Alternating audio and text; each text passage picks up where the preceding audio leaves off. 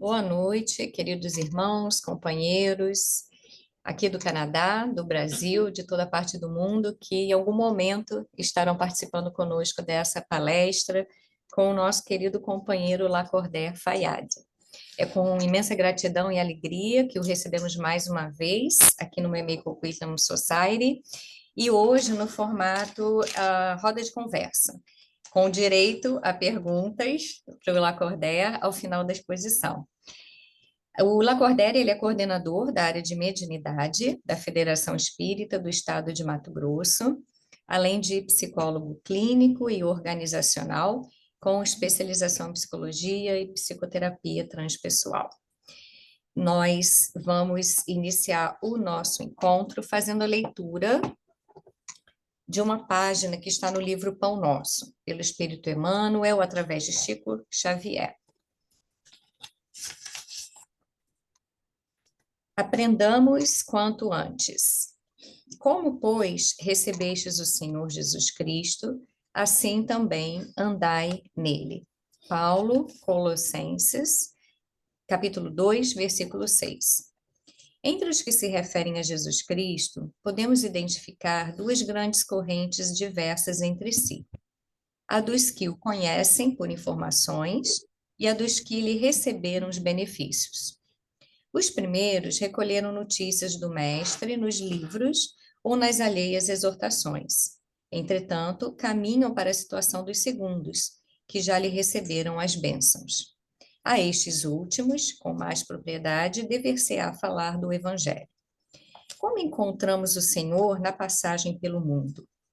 Às vezes, sua divina presença se manifesta numa solução difícil de problema humano, no restabelecimento da saúde do corpo, no retorno de um ente amado, na espontânea renovação da estrada comum para que nova luz se faça no raciocínio.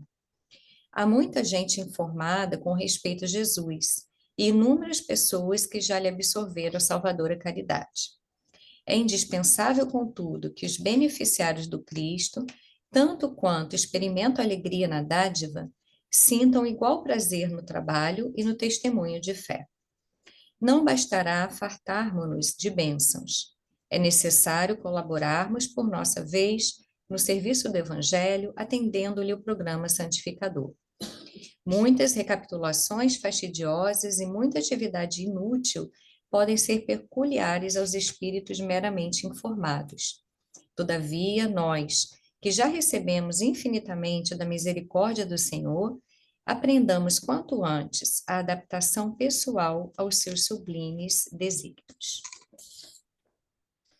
Então, vamos, nesse momento, para dar abertura ao nosso estudo dessa noite, nos conectar com o Mestre Jesus, aqui presente, com toda a sua luz a irradiar a nossa casa espírita, irradiar os lares e os corações de todos aqueles que aqui estão presentes, mesmo distantes fisicamente.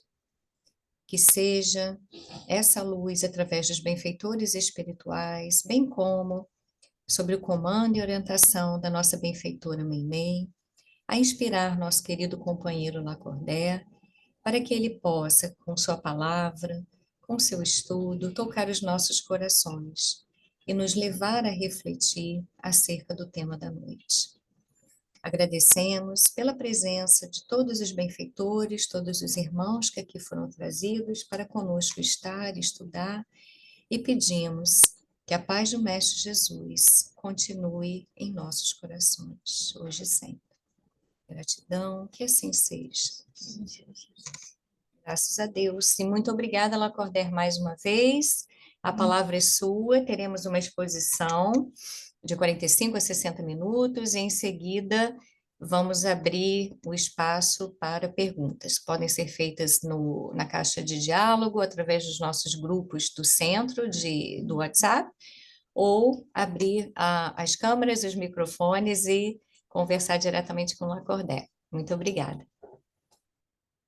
Querida Aline, eu que agradeço com muito carinho e agradeço nosso querido grupo Memei no Canadá e a todos os queridos corações amigos que nos ouvem nessa oportunidade abençoada de estarmos trabalhando em torno do Evangelho de Jesus.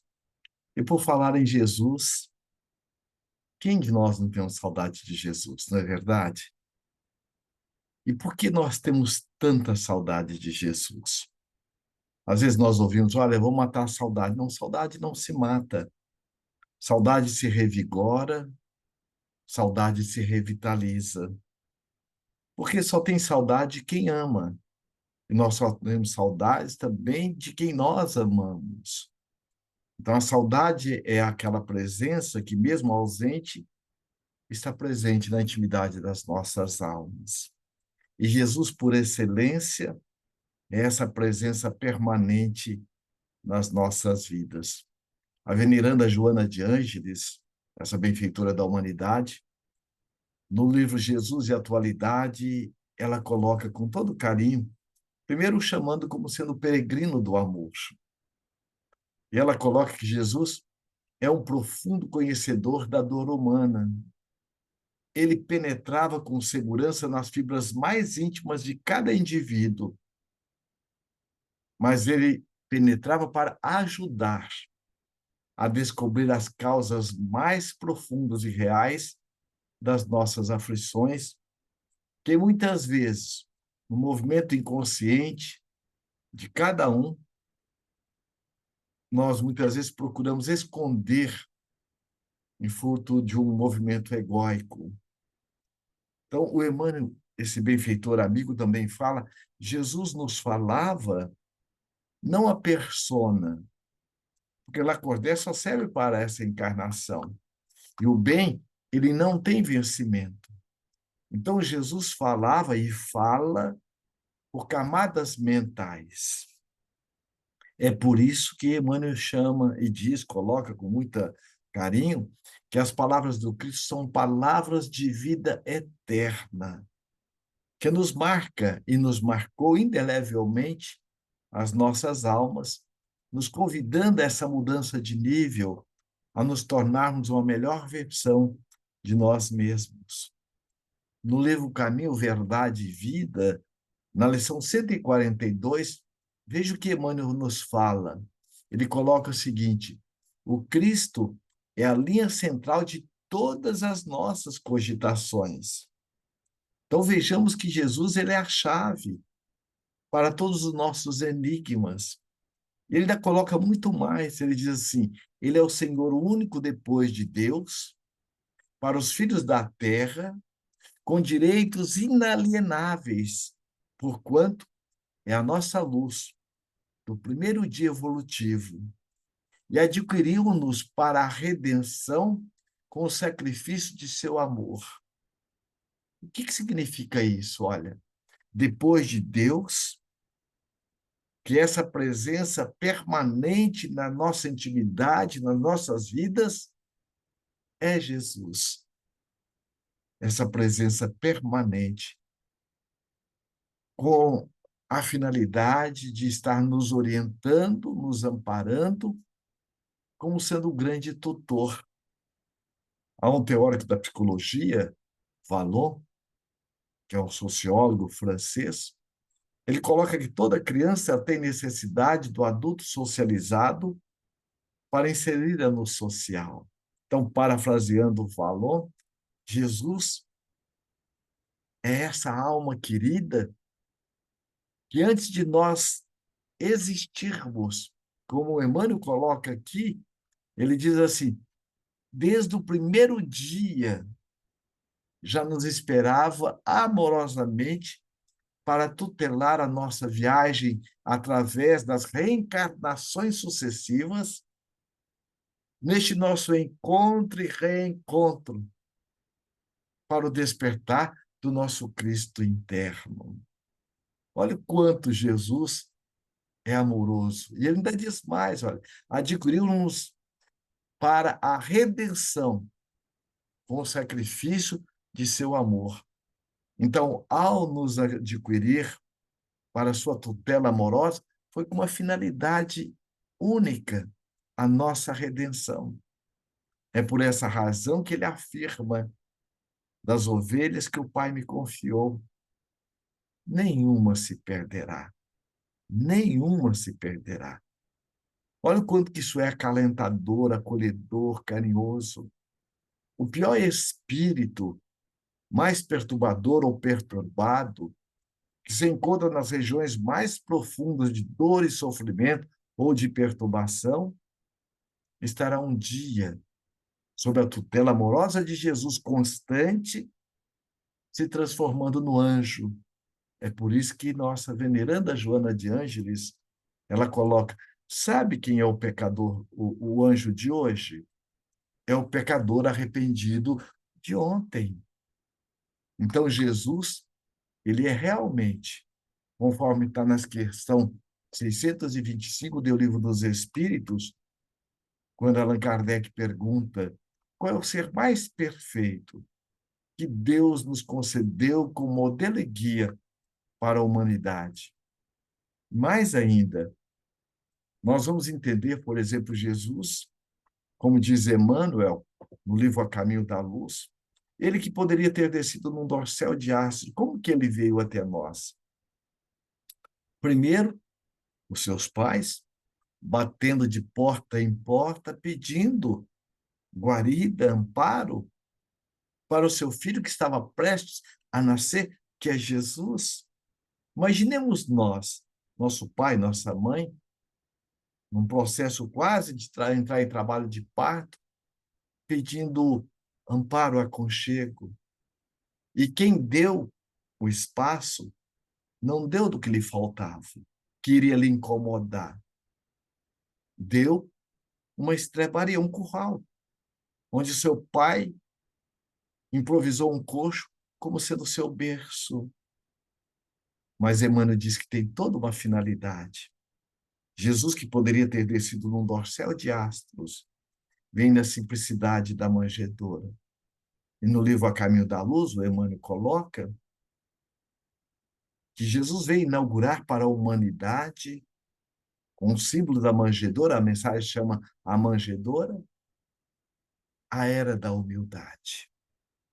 E a humildade ela é a chave para todo o nosso processo exitoso diante da vida, das reencarnações sucessivas.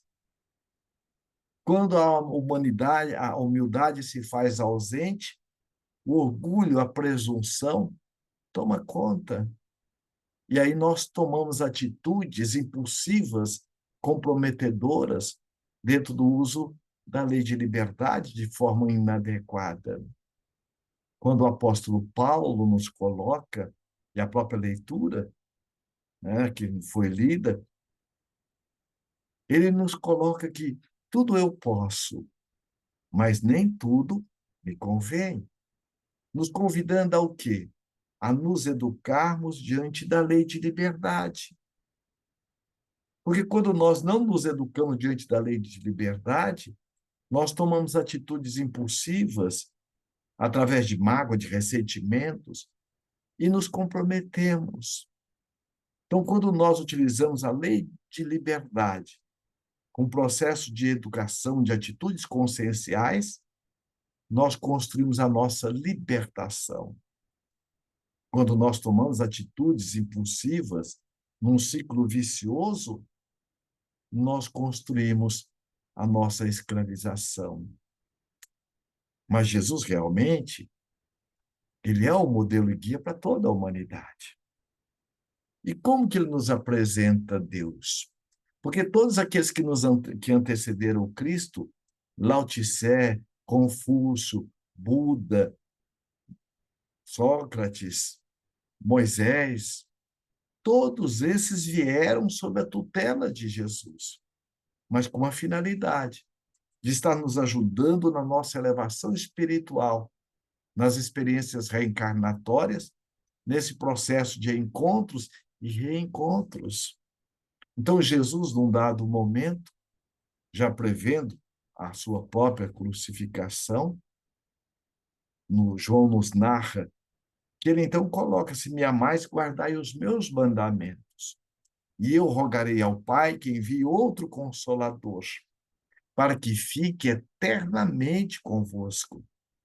Então, este Consolador, ele não viria centrado numa pessoa, numa persona. Lacordaire só serve para essa encarnação. Então, esse Consolador, ele além de vir com a missão de estar esclarecendo aquilo que ficaria,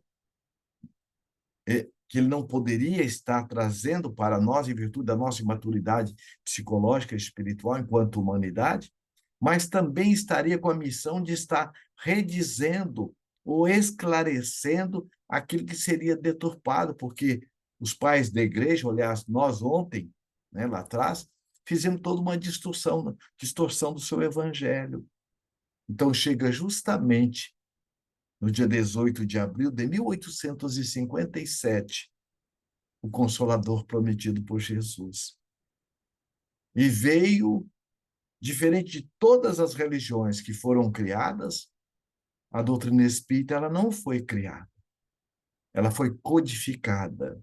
Então, chega no dia 18 de abril de 1857, na cidade de Luz, Paris, o atestado de óbito da morte.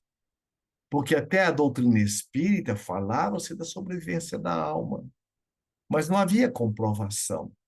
Então, chega a doutrina espírita, a semelhança do telescópio ou do microscópio, que não veio criar um mundo novo, mas veio desvendá-lo. E Allan Kardec, na verdade, é pseudônimo de um eminente pedagogo, Hippolyte Léon Denis Arrivai, autor de vários livros, um profundo estudioso de antropologia, de sociologia, do magnetismo, de física, de química, autor de vários livros, que colaborou com a estrutura educacional da França. Ele, quando vai pela primeira vez, convidado por um amigo de nome Fortier, a assistir o fenômeno das mesas girantes, na verdade, o amigo chegou e disse: professor Rivai, as mesas não somente mais bailam, como estão respondendo às perguntas daqueles que lá estão. Ele parte de um método dedutivo, como homem de ciência. Como é que pode a mesa responder se ela não tem cérebro? Há de ter uma causa inteligente. E ele foi. E quando, diante daquele fenômeno na casa da Madame Prenez-Maison, ele pergunta mentalmente o que é que está por trás deste fenômeno. Não quem está por trás. Porque quem ele estaria contaminando a sua pesquisa mental que ele estava fazendo naquele momento. Ele pergunta o que é que está por trás deste fenômeno. E a mesa, então, responde. Somos nós, as almas dos homens que já vivemos na Terra. Pode nos chamar espíritos ou como lhes aprouver. E, a partir dali, ele passa a pesquisar este fenômeno, junto com uma série de amigos sérios, e, de repente, ele percebe que está diante de um profundo tratado de filosofia, de religião e de ciência, que é o tripé em que a doutrina espírita se apoia. Então, ele tem a coragem de se apagar, sem deixar de brilhar, e vem a lume um livro chamado Livro dos Espíritos, porque ele foi o responsável pelas perguntas, mas as respostas foram dadas pelos nossos maiorais do mundo espiritual, de espíritos luminares. Então, ele confeccionou o Livro dos Espíritos, que é a base de todo, é o arcabouço teórico de toda a doutrina espírita. Então, ele foi um codificador.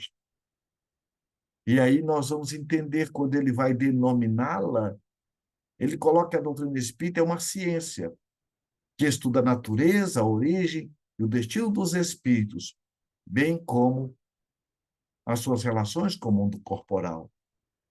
Então, daí nós vamos perceber a doutrina dos espíritos, que suprimido fica espiritismo. Ismo é religião, é um órgão organizado. Então, é a religião dos espíritos, que trouxe para nós, enquanto encarnados, com a responsabilidade de reviver a mensagem de Jesus em espírito e verdade. Tanto é que a doutrina espírita vem colaborar com os grandes pensadores da humanidade. Sócrates, quando afirma que nós, enquanto seres pensantes, somos viajores do tempo, e a vida na Terra é uma estação. Ou seja, todos nós, aqui chegamos, todos nós vamos partir. Tem gente chegando, tem gente indo embora. Todos nós estamos na fila, já chegando com uma contagem regressiva. E aí nós vamos perceber o que Sócrates está falando. Porque a reencarnação é uma palavra que foi cunhada, criada por Allan Kardec, mas ela é de conhecimento desde os primórdios, e principalmente com Jesus. Narra João que, num dado momento, Jesus, caminhando com os apóstolos, ele pergunta a Pedro: quem diz o povo que sou? Ó Senhor, um diz que vós sois um dos profetas da antiguidade, outros dizem que vós sois Elias. E naquele momento, Jesus afirma: Elias, na verdade, já veio, e o povo fez com ele o que lhe aprouve. Então, nós tínhamos já na época do Cristo, e mesmo antes, essa ideia da reencarnação. A palavra foi criada por Allan Kardec, mas que o espírito voltaria ao mesmo palco da vida, com papéis trocados. Porque Elias viveu há cerca de 600 anos antes de Jesus. Como que Jesus poderia ser Elias se não tivesse a noção da reencarnação? Então, nós vamos perceber que a doutrina espírita ela não veio criar nada, mas veio realmente esclarecer a semelhança do microscópio. Então, quando Allan Kardec esclarece que a doutrina espírita é uma ciência, não é uma ciência como nós conhecemos a matemática, a física, a química, a biologia. É uma ciência que estuda o ser pensante do universo, que é o espírito. E aí vamos entender o quão é importante nós estudarmos e adentrarmos a doutrina espírita, porque ela é uma ciência. E ela vem justamente se apoiar em 5 princípios fundamentais. Primeiro, Deus, como sendo a causa primária de todas as coisas. É a primeira pergunta do Livro dos Espíritos, em que o codificador pergunta aos benfeitores da humanidade: que é Deus, não quem é Deus. Porque até o advento da doutrina espírita tinha-se a ideia de um Deus antropomórfico, de um Deus forma humana. Mas é com a doutrina espírita que vem desbancar este Deus forma humana e nos trazer um Deus de amor, um Deus de justiça, um Deus de bondade, um Deus que Moisés apresentou como sendo o Deus da imposição, em virtude da necessidade, do psiquismo daqueles que estavam saindo da escravidão. Jesus chega dizendo: se um filho pede um pão, o pai dá uma pedra. Se o filho pede um peixe, o pai dá uma serpente ou um escorpião. Ele então pergunta: se vós, que oscilam entre a bondade e a maldade, assim procede com vossos filhos por amor, o que então não fará Deus por todos nós?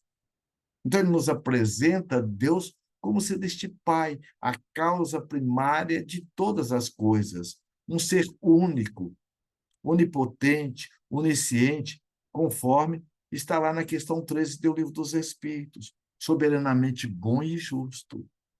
O outro postulado é a imortalidade da alma, que nós, enquanto princípio inteligente do universo, sobrevivemos, porque a morte ela não é o fim, como o nascimento também não é o começo. Então, nós estaremos como viajores do tempo, como diz Sócrates, já antes da fecundação do espermatozoide, já existe ali a presença do agente pensante. Por isso que hoje, quando a psicopatologia vai estudar uma síndrome de Down, trissomia do cromossoma 21, ou uma hidrocefalia, ou qualquer outra anomalia, a ciência para, não tem a explicação. Mas hoje a doutrina espírita vem comprovar, e a neurociência está comprovando a presença do agente pensante, que é o espírito, com seu psiquismo, com seus padrões mentais, de alguma forma interferindo no processo da fecundação. Como pode aquele espermatozoide ou óvulo comprometido estar vencendo a corrida entre os sãos e vencer a corrida e fazer a fecundação, ou vice-versa? Então, nós vamos entender quando Jesus coloca a cada um conforme as suas obras. A literatura espírita está muito rica em estar nos mostrando isso. Como nós vamos ver no livro Missionários da Luz, a reencarnação de Segismundo, onde mostra os benfeitores espirituais, o geneticista da espiritualidade, juntamente com aqueles espíritos que já nos amam, que já alcançaram essa altitude do amor, que torcem por nós, nos ajudando no nosso processo reencarnatório. Então, o outro postulado é a pluralidade dos mundos habitados. Existem mundos mais evoluídos do que a Terra e mundos menos evoluídos do que a Terra. E os espíritos vêm nos mostrar, Filomeno de Miranda e tantos outros, Joana de Ângeles, nós estamos vivendo a madrugada dia de mundo de provas e expiações para mundo de regeneração. Então, nesse processo da reencarnação, encontros e reencontros, nós estaremos reencarnando onde é da nossa necessidade. Havíamos terminado uma palestra na Suíça alguns anos atrás, quando um cidadão foi e nos perguntou como é que pode o Brasil, um país tão rico, um país de riquezas naturais, um povo hospitaleiro, acolhedor, por que tanta corrupção, tanta desonestidade? Eu disse, é muito simples, a doutrina esclarece com muito carinho. Porque, assim como o lar, e Joana de Ângeles diz, o lar é a célula máter da sociedade, no livro SOS Família, então o lar é um laboratório de almas, de encontros e reencontros. O Espírito Emmanuel, no livro Vinha de Luz, ele coloca que nós, na maioria das vezes, nos reencarnamos em grupos. Estamos no mesmo palco da vida, mas com papéis trocados. O filho de hoje pode ter sido o pai de ontem, e vice-versa. A esposa pode ter sido a filha de ontem. E aí nós vamos entender a equanimidade do amor de Deus, o quanto a reencarnação ela nos traz essa percepção, e ela é uma resposta à justiça, e está dentro da lei de amor, justiça e caridade. Aí eu respondi para ele, da mesma forma, são as cidades, um laboratório de almas. O Estado é um laboratório de almas, o país também. Então, os corruptos, desonestos da Europa ou de outros países estão reencarnando no Brasil.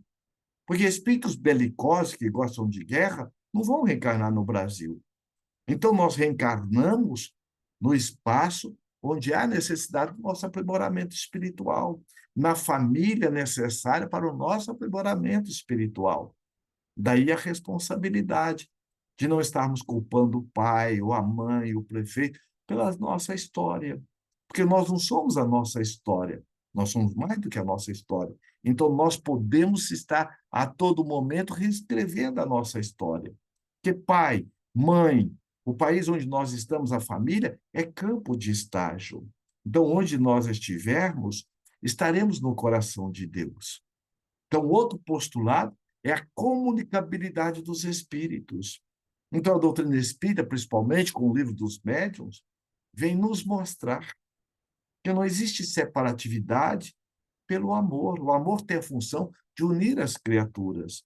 Aquela pessoa cujo ente querido veio a desencarnar, ele não está desvinculado da afetividade, porque o amor tem a função de unir as criaturas. E Allan Kardec, em O Evangelho segundo o Espiritismo, no capítulo 17, 27 e 28, ele vem nos falar desse intercâmbio amoroso que todos nós poderemos fazer através, principalmente, da oração, através da meditação, do pensamento equilibrado. Na questão 459 do Livro dos Espíritos, Allan Kardec pergunta aos benfeitores da humanidade: interfere os espíritos da nossa vida em nossos pensamentos? E os espíritos respondem: muito mais do que imaginais, a tal ponto que, de ordinário, são eles quem vos dirigem. Então, nós, enquanto espíritos, Nós não estamos no corpo físico como algo enrolhado, algo ali dentro de uma garrafa tampada, não. Nós somos seres tridimensionais. A todo momento nós estamos nessa intercomunicação com os espíritos. É por isso que o apóstolo Paulo diz, carinhosamente, estamos envoltos por uma nuvem de testemunha. Então, onde nós estivermos e como nós estivermos, nós estaremos sob a orientação amorosa, principalmente do nosso anjo de guarda e dos bons espíritos, e no amparo com Jesus. Então, vejamos a importância que tem de nós estarmos nessa sintonia amorosa, nessa busca do autoesclarecimento. Ninguém está jogado na terra. Nós não estamos aqui porque caímos de paraquedas. Tem um livro chamado Dias Felizes. O benfeitor espiritual que o traz chama Honório. E Joana de Ângeles o apresenta num outro livro chamado Vozes Alerta. É da editora Espiritizar, que é da Federação Espírita do Estado de Mato Grosso. E neste livro, Dias Felizes, há uma mensagem que se intitula Contratos Espirituais. E neste livro, ele coloca que todos nós, antes de reencarnarmos, ele diz assim: compromissos assumidos perante a própria consciência são contratos espirituais de importância verdadeiramente grave para todo espírito imortal que transita pela vigiatura carnal. Então, todos nós, antes de reencarnarmos, nós passamos sob a tutela amorosa de espíritos amorosos que já alcançaram essa altitude do amor e nos ampara. E muitos de nós, muitas vezes, não tínhamos créditos para reencarnar. E eles nos emprestam para que nós possamos reencarnar e, além disso, tutelam a nossa viagem para que possamos ter ações exitosas. E mais ainda, nós, aqueles que temos compromissos na área da família, na área doutrinária, então ele coloca que nós recebemos uma equipe de espíritos especialistas para estar nos ajudando e nos amparando. Então, vejamos o quanto é importante nós estarmos nos ajudando, buscando o estudo para nos ajudar. Porque, à medida que nós vamos estudando, mais o estudo pensado, sentido, para podermos vivenciar. Porque o mais importante não é o quanto nós conhecemos. Você pode nos perguntar, mas quantos livros você já leu? Ah, 50. O que disso mudou sua vida? Ah, eu não sei dizer. Então, o mais importante não é o quanto nós conhecemos, é o quanto eu me sinto, o quanto eu me entrego, o quanto eu me percebo naquilo que eu conheço.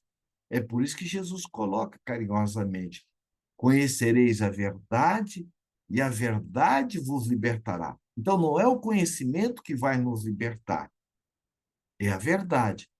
E onde está a verdade? Questão 621 do Livro dos Espíritos. Quando Allan Kardec pergunta aos benfeitores da humanidade onde está escrito a lei de Deus, e ele nos responde: na consciência.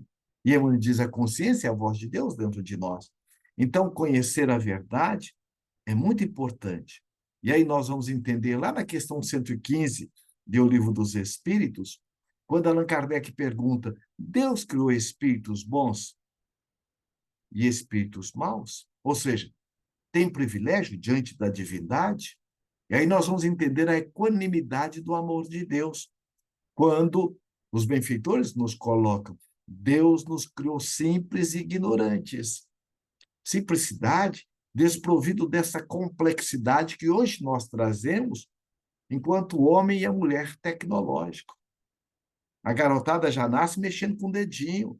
Por quê? Já vieram de lá para cá com toda essa tecnologia. Ignorante do quê? Da verdade. Onde está a verdade? Nas leis divinas. Então, nós temos 3 níveis de ignorância. Primeiro, a ignorância do não saber. Segundo, a ignorância do não sentir. E a terceira, a ignorância do não vivenciar. Muitos de nós conhecemos médicos que fumam Eu pergunto, ele tem a ignorância do não saber o quanto a nicotina, o alcatrão e outros componentes nocivos do cigarro fazem mal para a saúde? Não. Por que fuma? Porque está faltando o sentir para o vivenciar. Aí, de repente, eu sou acometido por um câncer de garganta em virtude de estar fumando. Aí eu caio na real para o meu processo de mudança.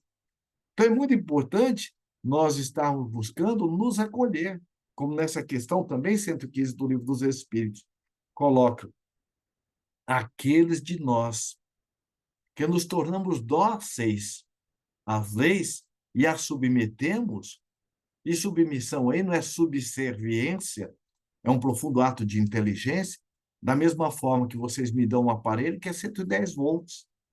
Para que eu possa desfrutar bem do aparelho, eu vou ligá-lo na voltagem correspondente. Então, eu vou submetê-lo à voltagem correspondente. Então, aqueles de nós que nos submetemos às leis divinas, e é por isso que Allan Kardec coloca na parte terceira do Livro dos Espíritos, pelo menos 10 leis básicas para que a gente possa entender. Por quê? Como que funciona a lei de liberdade? Como que funciona a lei de responsabilidade? Como que funciona a lei de sociedade? A lei de solidariedade? Veja, nenhum de nós sabemos quem foi plantou o algodão da roupa que nós estamos usando. Então, nós não temos como dizer, não, eu não quero mais viver sob a lei da sociedade, eu não quero mais viver sob a lei da gravidade. Não tem como. Nós estamos submetidos a essas leis sábias e imutáveis. Agora, aquele de nós que buscamos nos entender, a mesma forma do celular. Eu pergunto, nós temos um celular. Agora, nós utilizamos todos os recursos que o celular oferece? Não. Por quê? Por ignorância. Agora, os cientistas que criaram o celular e criaram também essas funções, criaram desnecessariamente? Não. Então, nós também, enquanto criação divina, nós já somos perfeitos. Deus não criou ninguém coitadinho, nem incapaz.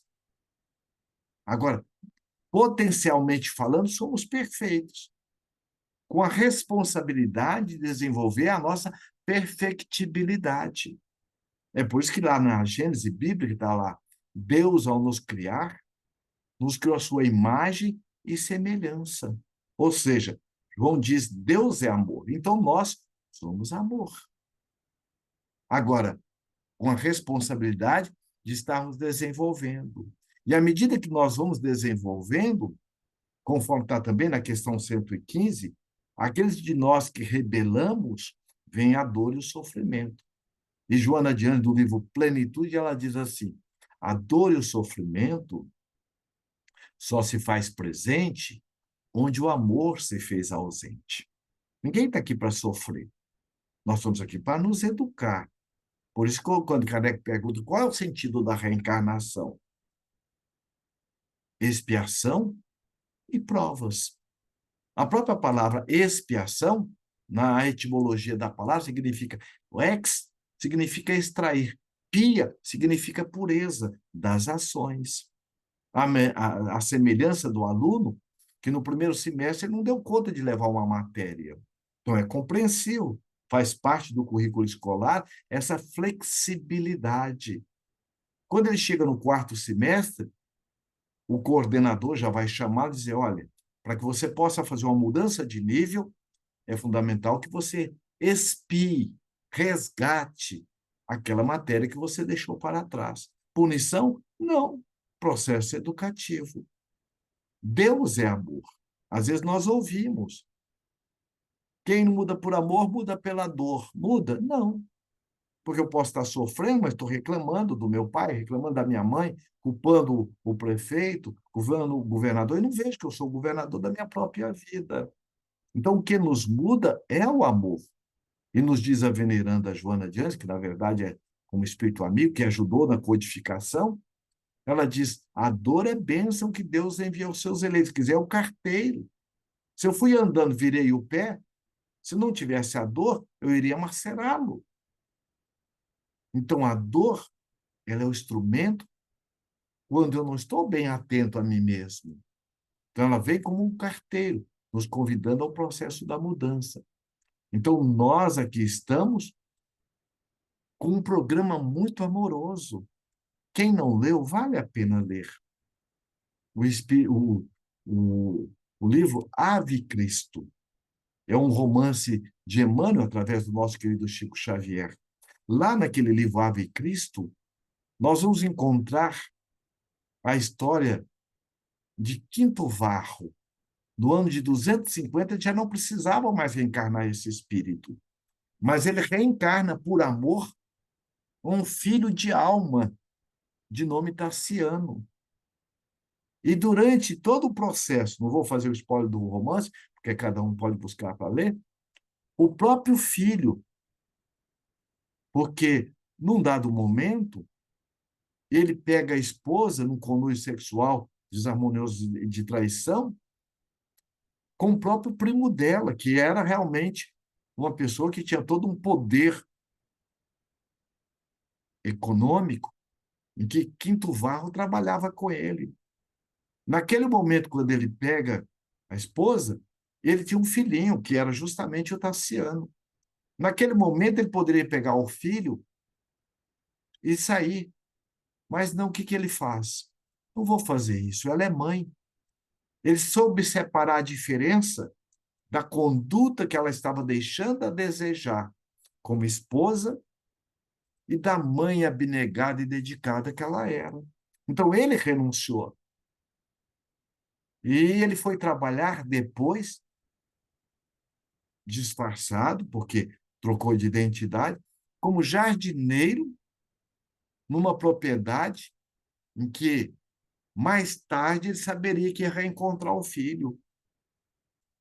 E por ele ser cristão, e quando o filho fica sabendo que ele é cristão, o leva para o calabouço. No final, já ele na pré-agonia da morte, alguém diz: olha, esse é o seu pai. E ali naquele momento ele cai na real da história que aconteceu. E aí, o Quinto Varro volta no mundo espiritual e volta na própria encarnação do filho pela segunda vez, como Quinto Celso. Nesse mesmo livro, nós vamos encontrar a bênção da reencarnação como sendo de encontro e reencontro. Quem era Quinto Varro? No livro Amor e Sabedoria, de Clóvis Tavares, Chico afirma que ele é o nosso querido doutor Bezerra. Lá também tem outro personagem que chama Rufus. Quem é ele? Eurípides Barçanufo. Então, são essas almas muito nobres que estão indo e voltando para estar ajudando a humanidade nesse avanço, nessa mudança de nível, nesse upgrade da nossa própria vida. Emmanuel, ele é este amigo que ele mesmo coloca no livro há 2000 anos. Ele lá como sendo Públio Lentulus, que depois volta várias encarnações, e no Brasil ele volta como Padre Manuel da Nóbrega. Então, a encarnação e a reencarnação é encontros e reencontros. No livro Espírito da Verdade, o espírito Militão Pacheco, no capítulo 18 deste livro, ele tem uma página que se intitula O Espiritismo Pergunta. E olha que interessante o que ele coloca. Ele diz assim: meu irmão, não te permitas impressionar apenas com as alterações que convulsionam hoje todas as frentes de trabalho e descobrimento na Terra. Então, nós estamos vivendo um avanço tecnológico muito grande, mas estamos vivendo um momento de grande conturbação social. Nós estamos vivendo a semelhança de alguém que está reformando a casa. Os móveis da sala estão na cozinha, os da cozinha estão lá na área, aparentemente uma bagunça. Mas, como diz o espírito Alcione, no livro Renúncia, que é um outro livro muito interessante, também é um romance de Emmanuel, ela diz assim: por mais que o mar esteja revolto, por mais que a treva negreje, Jesus está no leme. Então, esse momento que nós estamos vivendo, a madrugada dia, de um mundo de expiação e prova para a regeneração, é muito compreensivo. No livro transição planetária, o benfeitor espiritual, Filomeno de Miranda, através das mãos amigas do nosso querido Divaldo Pereira Franco, ele nos coloca. Há espíritos que estão reencarnando das regiões mais profundas de tormentas e sofrimento na psicosfera da Terra. E que é a última chance. Aqueles que não aproveitarem a oportunidade já não mais reencarnarão na Terra. E muitos daqueles que hoje estão malbaratando essa oportunidade já não vão mais voltar mais. Porque o que é a Terra? É um grande hospital-escola, essa grande nau que nós viajamos junto com ela. E se é um grande hospital-escola, nós vamos encontrar pessoas na categoria de médicos, de enfermeiros e de enfermos, enfermos morais. E o ano letivo vai terminar para todo mundo. Agora, aqueles de nós que aproveitamos bem o currículo reencarnatório, nós vamos voltar com sabor. Mas aqueles de nós que malbaratamos a oportunidade, também o ano letivo vai terminar. Vão voltar com outro sabor, como diz o Espírito André Luiz, como espírito não completistas. Então, é isso que ele está falando. Ele diz assim, olha para dentro de ti mesmo e mentaliza o futuro. O teu corpo físico define a atualidade do teu corpo espiritual.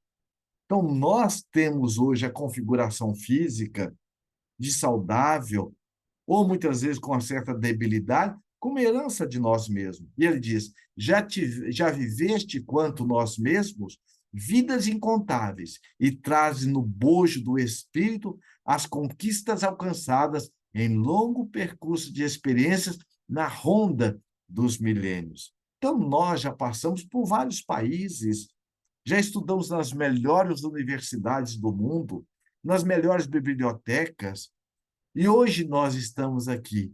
Então ele diz assim: o teu perispírito já revestiu com porções da matéria de todos os continentes.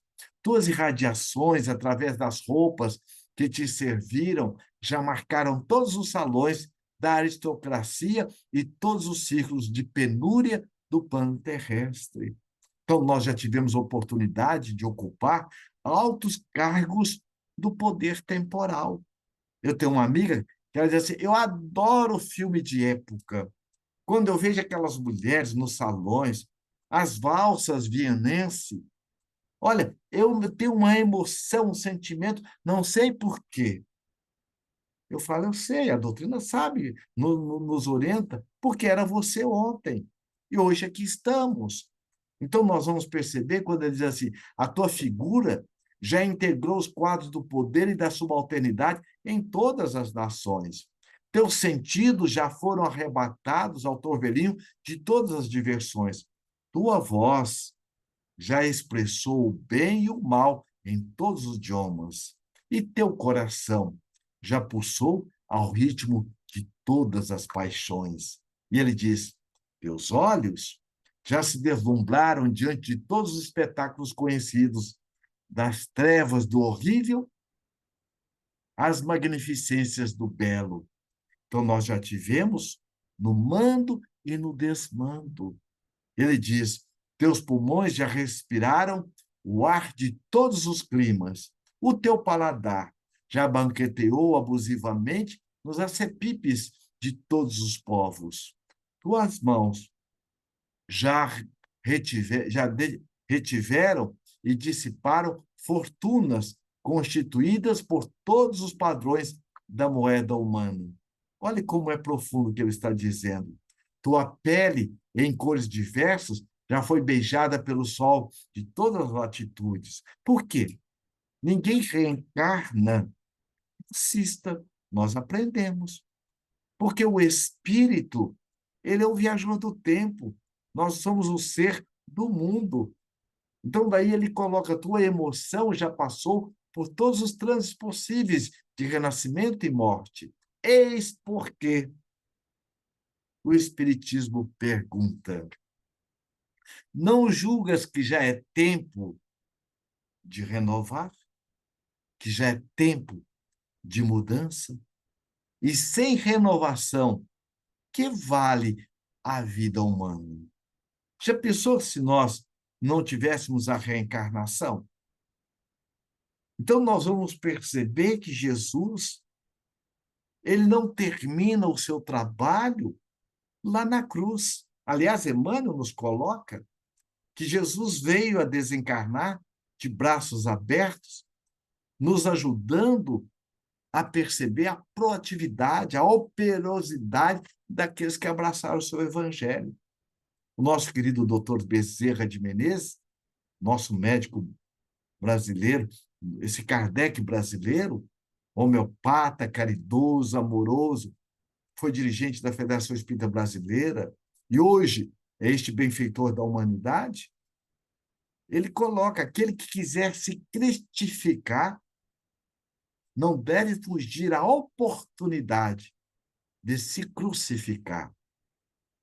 Então, veja aí, o Militão Pacheco coloca: se fosse para continuares repetindo aquilo que já foste e o que fizeste, não terias necessidade de novo corpo e de nova existência.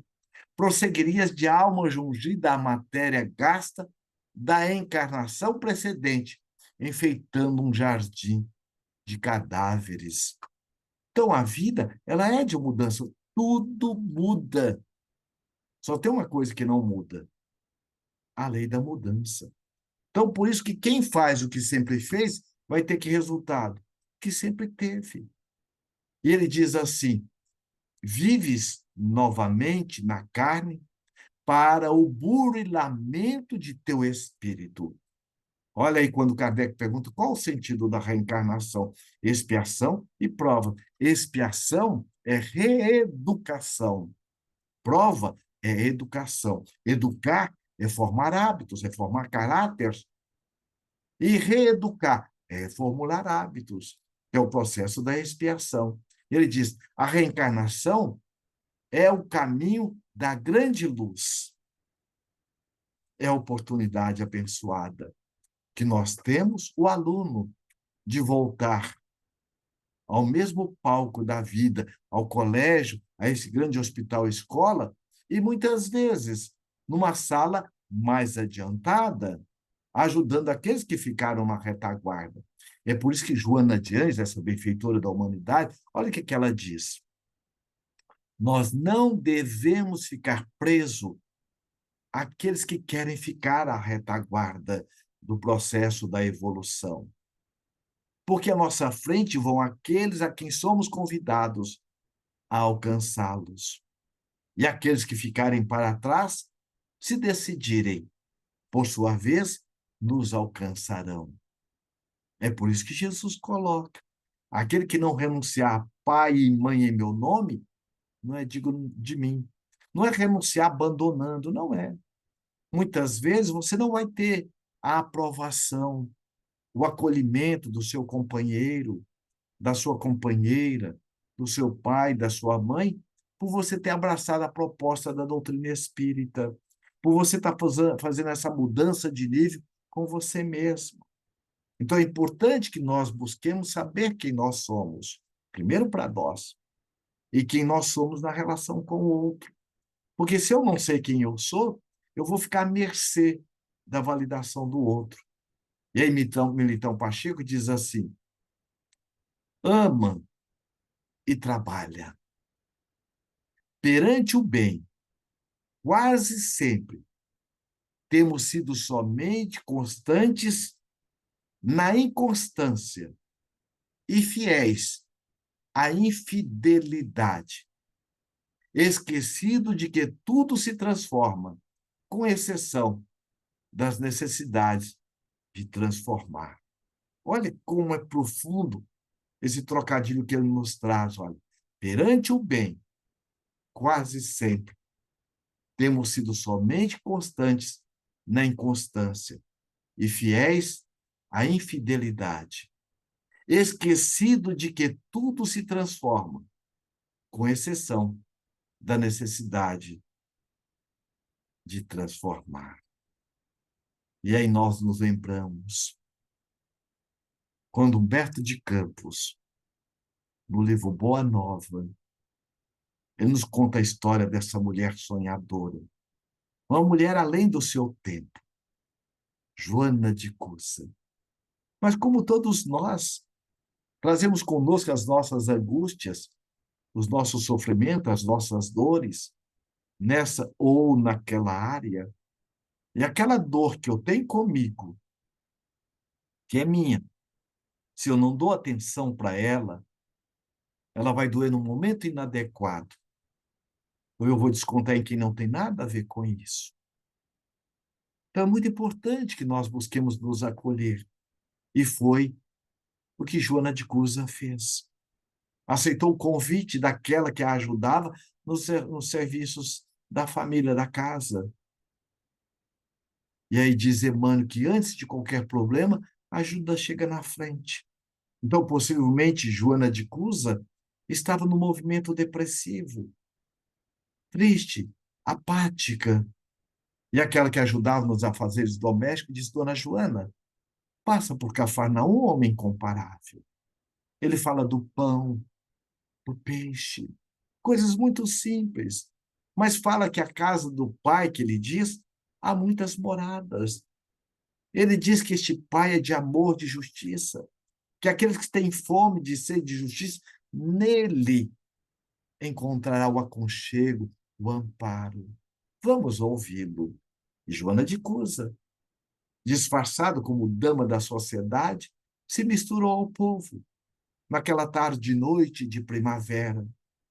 E quando ela se depara com Jesus dizendo: Vinde a mim, todos vós que achais sobrecarregados e oprimidos, e eu vos aliviarei.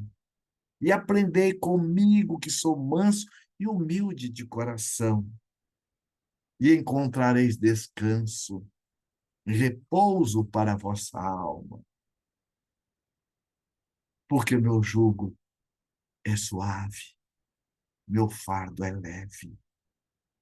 Aquelas palavras, luzes de Jesus, eram quais gotas de orvalho, suavizando a dor do deserto da alma de Joana de Cusa. Mas quando nós nos determinamos, queremos a força da vontade, o universo comunga conosco. Ela então ficou sabendo que Jesus estaria logo mais na casa de Pedro. E ela o localizou e bateu a porta. E quando ela bate a porta, ela ouve aquela voz terna, canora, suave, amiga. Entre, Joana, entre. E quando ela abre a porta, que ela olha, é Jesus. Então, surpresa e emocionada, ela diz: Senhor, o Senhor me conhece. E Jesus, tocando suavemente nas mãos de Joana, olhando nos olhos, que é a janela da alma, aconchegando ao peito, diz com ternura e carinho, como faz com todos nós. Ó, Joana, minha filha, eu sou o bom pastor. E o bom pastor conhece todas as suas ovelhas nominalmente. Então, Jesus conhece você que nos ouve. O seu nome, o meu nome, o nome do seu ente querido que desencarnou, que foi para além do arco-íris sem ir, porque o amor tem a função de unir corações. E onde ele estiver, poderá receber a nossa oração, nossa vibração de carinho. Então, Jesus nos conhece nominalmente e continua batendo na porta da nossa alma, pedindo guarida, para que nós emprestemos o nosso ouvido a Jesus, as nossas mãos a Jesus, o nosso olhar, o nosso agir, porque lá fora há muita dor, há muita carência de mãos amigas a colaborar com Jesus. Então, que sejam as nossas mãos a colaborar com este Cristo que muitos não o conhecem. Neste final de semana estivemos no Rio Grande do Sul. E ao término de uma palestra, como uma amiga colocou, reencarnação, encontros e reencontros. Acercou-se de nós uma senhora e disse: posso lhe dar um abraço? Porque eu nunca vi um Jesus como esse que a doutrina espírita está apresentando para mim. Eu sou católica. Há coisa de 2 semanas, minha filha suicidou. E quando eu busquei para uma ajuda, um amparo, um consolo, o sacerdote disse: tua filha está excomungada e nem você pode orar por ela. Ele diz: mas eu sou mãe. Mesmo assim. E ela então foi levada por uma amiga pela primeira vez à casa espírita. Ela disse: eu quero conhecer essa doutrina. E aí nós vamos perceber o quanto Jesus nos convida a trabalhar com Ele neste momento tormentoso de provas e expiações que nós estamos passando. Que Jesus nos abençoe e nos guarde sempre na sua paz. Muito obrigada, Lacordaire. Agradecemos pela exposição nessa primeira parte do nosso estudo, do nosso encontro.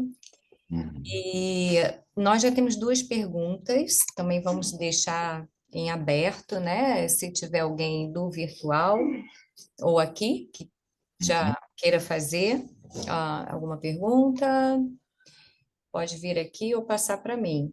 Enquanto pensam, vou fazer aqui uma primeira pergunta, tá? Pois não? Que chegou para nós. Vamos ver se a gente tem pelo menos umas duas ou três aí.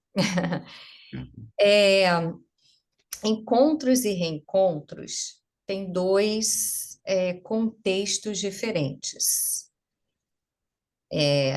Então, dentro da reencarnação, né, da proposta da reencarnação, por que acontecem os encontros e por que acontecem os reencontros? Porque Deus é amor, Deus é misericórdia, Deus é carinho, Deus é aconchego. Então, a misericórdia divina. Porque nós estamos reencontrando com almas que nós afinizamos por amor, mas nós também reencontramos com almas por desafetos. Mas a base de todo o universo é o amor. Você não vai ser inimigo de quem você não conhece. Então, nós, na reencarnação, nós temos essa oportunidade abençoada de estarmos nos reencontrando com almas queridas que vêm a nos auxiliar nessa travessia reencarnatória. Mas também reencontramos almas com quem nós somos convidados a estar realinhando as nossas relações, primeiro para conosco, porque ninguém reencarna para mudar o outro. Então, aqueles que nós somos convidados na convivência, a trabalhar os nossos valores, que a traça não corrói e a ferrugem não consome, como disse Jesus, os valores imortais. E aí vamos entender que é a misericórdia divina. Há um tempo atrás, tivemos a oportunidade de, minha esposa e eu, fomos ao supermercado, era uma compra rápida, ela desceu. E eu fiquei no carro. Quando eu vi quando o lixeiro juntava os sacos de lixo na beira de um poste, ali para o caminhão passar, e logo depois ele, debaixo do poste mesmo, ele tirou de um embornal, uma bolsa de tecido, um livro grosso. E começou, ali estava marcado, a ler. Eu desci do carro, curioso. Boa noite, como você chama? Armando. Eu vi que era um livro de medicina, de fisiologia. Eu perguntei, você está lendo este livro? Não, eu estou estudando. Mas não é um livro de medicina? É. Eu achei 5 livros de fisiologia, de anatomia, e foi falando. Perto de uma república, perto da universidade, e eu peguei para mim, que era tudo o que eu queria. Eu chego a sonhar fazendo cirurgias. Ele me deu uma aula de como funciona um rim. E aí eu perguntei, mas por que você não faz? Porque eu não pude. E ele contou a história dele. Aos 18 anos, eu engravidei a minha esposa, que tinha 14. Ela morava numa favela, e eu também. o pai e a mãe foram assassinados na boca de fumo, eu não poderia deixá-la, abandoná-la. Aí nós vamos perceber. Ele podia ou não deixá-la? Podia, porque está dentro da lei de liberdade. Por que não deixou? Por causa da consciência. Ninguém reencarna, como nós vimos no livro Dias Felizes, Contratos Espirituais, sem que passe primeiro por um processo de ajuda, de treinamento no mundo espiritual. Então, a vida corporal é uma vida de exercício, à semelhança do engenheiro, que vai para o campo de obra para poder exercitar o que ele já aprendeu. Então, a reencarnação tem esse processo. E aí ele foi e disse, e quando meus filhos nasceram, eram gêmeos, um totalmente entrevado e o outro com comprometimento motor, que era surdo e mudo, e com comprometimento motor. Olha o termo que ele utilizou.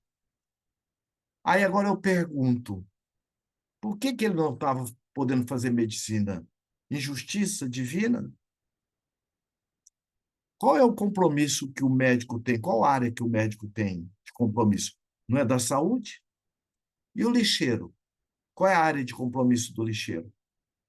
Não é também na saúde? Então, quem é o Armando?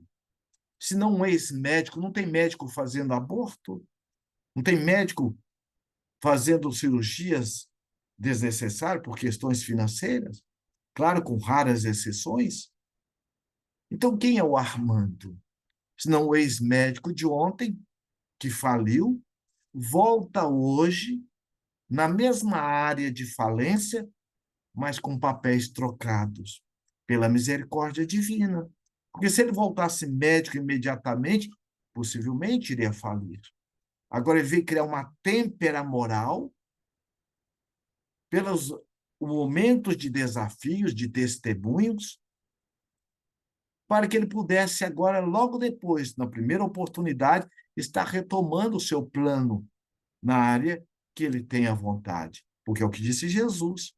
O que o Pai quer é a morte do pecado, e não do pecador, a morte da ignorância. Nós podemos reprogramar a nossa reencarnação. Agora, quem são os filhos do Armando?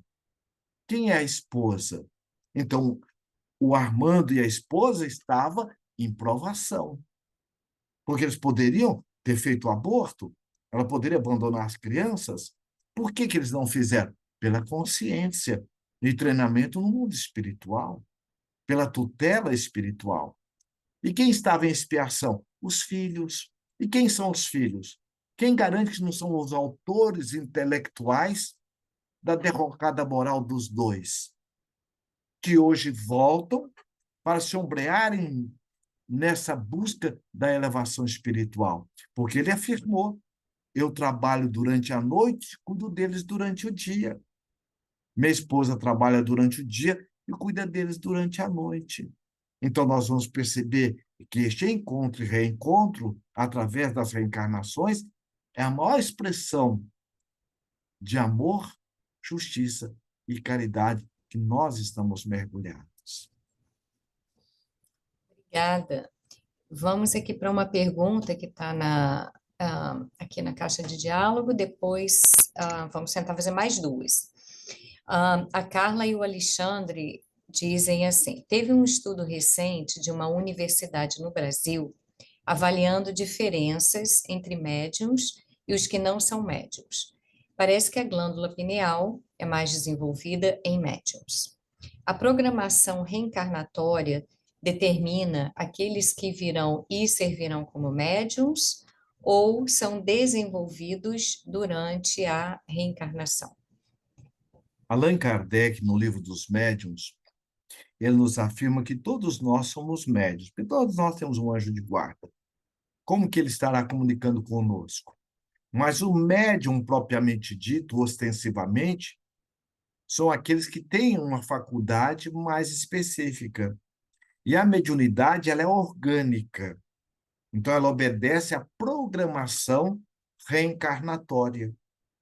Então, todos nós temos a intuição, é uma mediunidade.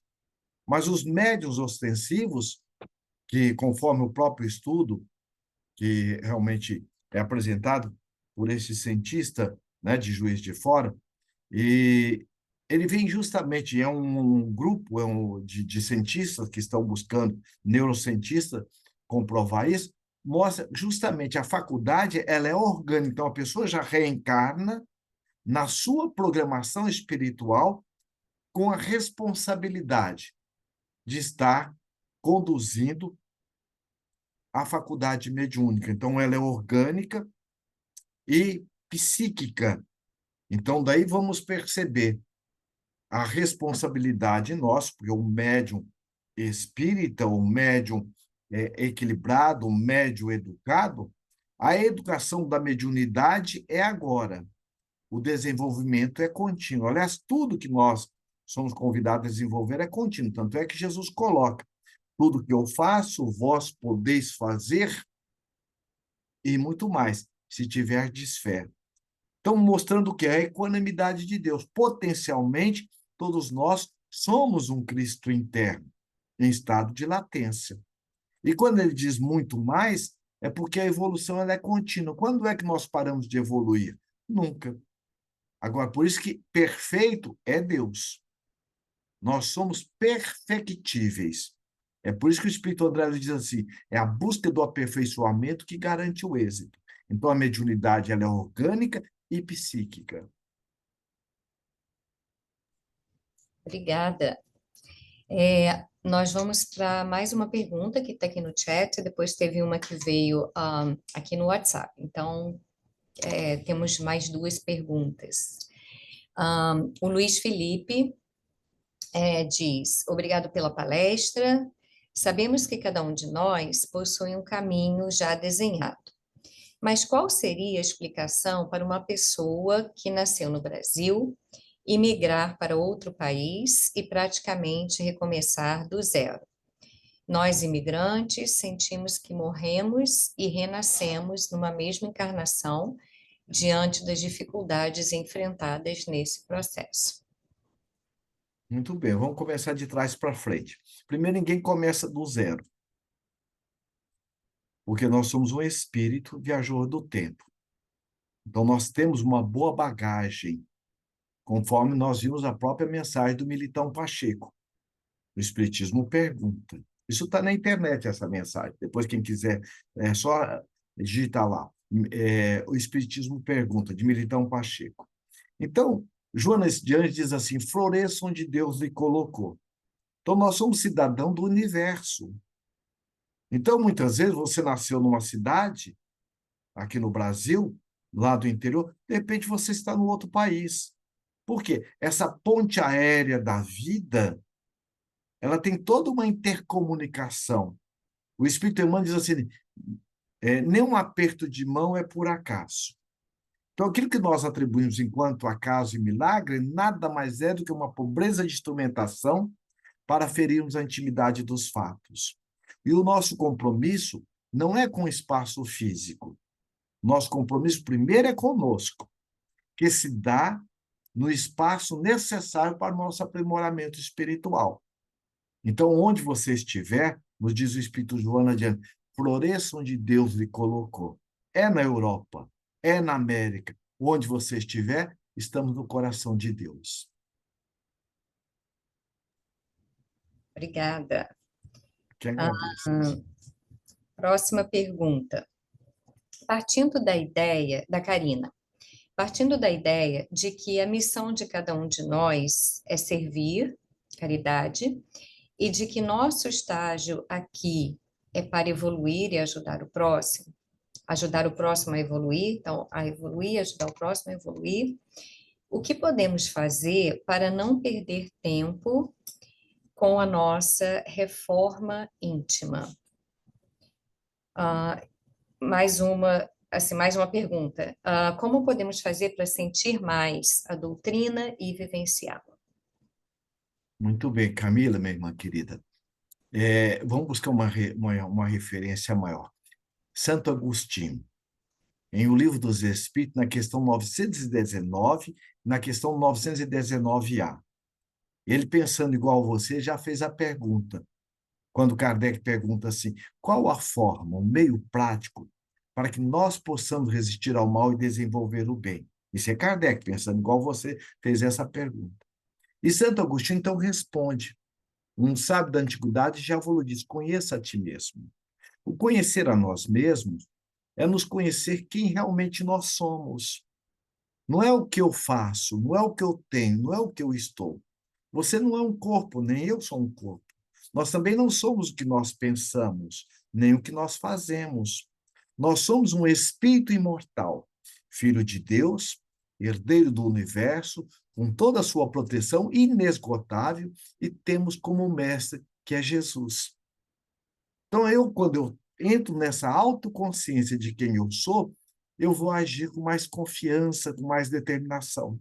Quando eu não tenho essa certeza, eu entro num processo, muitas vezes, da codependência da validação do outro. Ou vou me abalar diante dessa ou daquela situação. Quando eu entro numa autoconsciência de mim mesmo, eu entro no autodomínio. Então, o que é o autodomínio? Eu percebo, por exemplo, o meu medo, a minha insegurança, mas eu vou trabalhar e agir com confiança.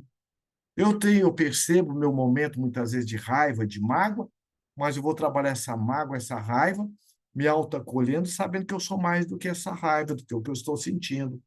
Então, quanto mais nós nos conhecemos, nós vamos estar nos trabalhando amorosamente. E Santo Agostinho, na questão de 919A, ele nos dá o passo a passo de como nós podemos fazer isso. Ele começa dizendo: fazei como eu fazia. Passava em revista todas as minhas ações. Passar em revista não é autocrítica, não é autocensura. Passar em revista é como se você estivesse vendo o WhatsApp. Você está vendo ali as fotos, como se estivesse olhando o Instagram. Ninguém vai olhar um álbum de fotografia. Onde é que eu estou gordo? Onde é que eu estou chorando? Então a gente vai olhando. De repente a gente se percebe, é interessante, olha, é aqui da fotografia que eu estou percebendo que todo mundo alegre, menos eu estou arredio.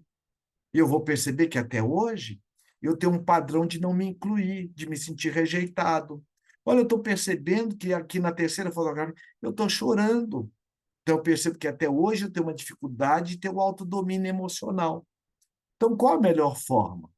É estar buscando sentir, perceber aquilo que realmente está acontecendo na minha intimidade. Então, primeiro passo, percepção, que é o acolhimento incondicional. Para quê que eu me acolho incondicional? Para eu entender o que está acontecendo dentro de mim. Onde está a minha dor? É no ouvido? É um tipo de remédio. É no joelho? É outro tipo de remédio.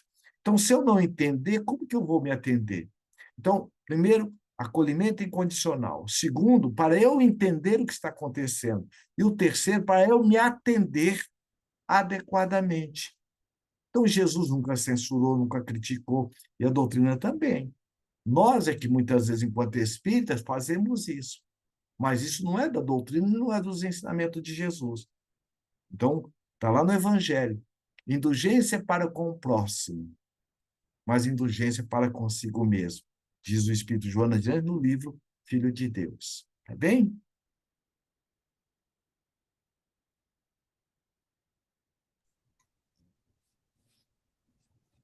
Sim, obrigada. Deixa eu ver se temos mais alguma pergunta aqui, ou os companheiros que estão aí no virtual. Última pergunta. Ok. Lacordaire. Encontros e reencontros difíceis, desafiadores. Uma palavra final. O que fazer? Muito bem. Fazer o que Jesus nos recomenda, né? É a nossa referência maior. Os meus discípulos serão conhecidos por muitos se amarem. O amor, ele é o hino vibrante do universo. Nós escrevemos um livro chamado A Vivência do Amor. O prefácio é da nossa querida Joana de Ângeles. Então, ela coloca assim: o que te falta não te faz falta, neste prefácio. Olha que interessante. O que te falta não te faz falta. O que é isso? Não adianta eu reclamar do meu pai, da minha mãe, porque eles deram o que eles tinham para dar. Meu pai e minha mãe, antes de eu reencarnar, eles foram consultados se me aceitavam ou não como filho. Está lá no livro Entre o Céu e a Terra, o Espírito André Luiz coloca. Então, é importante que nós busquemos neste encontro e reencontro o exercício do amor. Como toda e qualquer virtude, é exercício. É como se eu estivesse construindo um anel. Primeiro você vai perceber que eu vou moldando um pouco aqui, um pouco ali, até chegar a essa beleza deste anel, ou dessa aliança que nós estamos fazendo conosco, com a vida e com a divindade. A referência que nós temos é Jesus diante de Pedro. Quando Jesus pergunta, Senhor, quantas vezes eu devo perdoar meu irmão? Olha o desafio da convivência. Até 7 vezes? Em outras palavras, é como se Jesus falasse, Pedro, toda e qualquer virtude é treino. Então, eu vos digo, não 7 vezes, mas 70 vezes 7 vezes. Então, como fazer no nosso encontro e reencontro? Você vai encontrar pessoas que a coisa flui, o relacionamento, o interrelacionamento flui, aquela coisa gostosa que você tem vontade, nem a pessoa não precisa falar nada, só de estar junto. Mas tem outras pessoas que nós nos reencontramos, que é um desafio.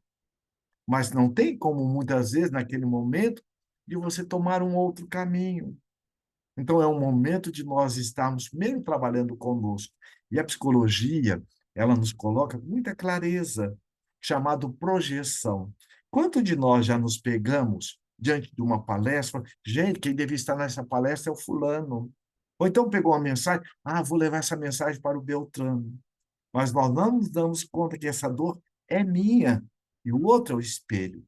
Sem o outro, nós não teríamos uma referência. Se fôssemos um eremita, o que vamos trabalhar conosco? É por isso que Allan Kardec, em A Gênese, ele coloca a vida em sociedade é a pedra de toque do espírito.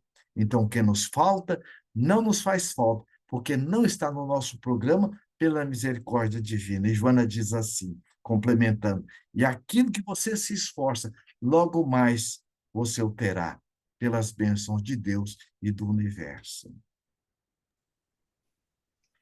Excelente fechamento. Com certeza todos nós temos encontros e reencontros mais desafiadores, né? É verdade. Muito obrigada, Lacordaire, pela explanação, pelas reflexões que foram trazidas, pelo carinho nas respostas e esperamos poder contar com você também numa próxima oportunidade. Muito Com obrigada. certeza, eu que agradeço, Aline, com muito carinho e ternura, e agradeço a todos os corações amigos que estão nos ouvindo nessa generosidade, e estamos aí à disposição, uma próxima Muito, oportunidade. muito obrigada. Para fechar, você poderia fazer a nossa oração? Sim, com o maior carinho. Muito obrigada. Então, vamos lá. Vamos recordar a figura amorosa de Jesus. Lembrar da sua ternura, do seu carinho, do seu amor para com todos nós. Ó, querido Jesus, amigo inseparável das nossas vidas, sol de amor e ternura que aquece e ilumina as nossas almas. Nós lhe agradecemos, Jesus querido, por essa oportunidade sublime e abençoada de estarmos lhe reconhecendo através da doutrina espírita. Lhe pedimos, Senhor, que nos ajude a internalizar as lições sublimes do vosso Evangelho e, através da nossa autotransformação, das nossas mãos ocupadas no trabalho do bem, estarmos comprovando a nós mesmos o quanto lhe amamos, o quanto somos gratos a ti, a Deus, pela bênção do corpo perfeito, pela bênção da amizade, da família, do trabalho. E lhe rogamos, Jesus querido, que as nossas humildes vibrações possam servirem de alguma forma para ajudar-te a envolver os nossos irmãos da Palestina, que estão padecendo os horrores da guerra, nossos irmãos da Ucrânia, os nossos irmãos que estão padecendo pelos fenômenos das enchentes, dos abalos. E rogamos, Senhor, que abençoe os nossos governantes temporais e que essas vibrações de carinho envolva toda essa equipe de amor do Grupo Memei e que a tua paz e o teu amor envolva toda a humanidade, envolvendo os nossos lares, os nossos familiares. Conduza-nos, Jesus querido, na tua paz, hoje e sempre. Que assim seja.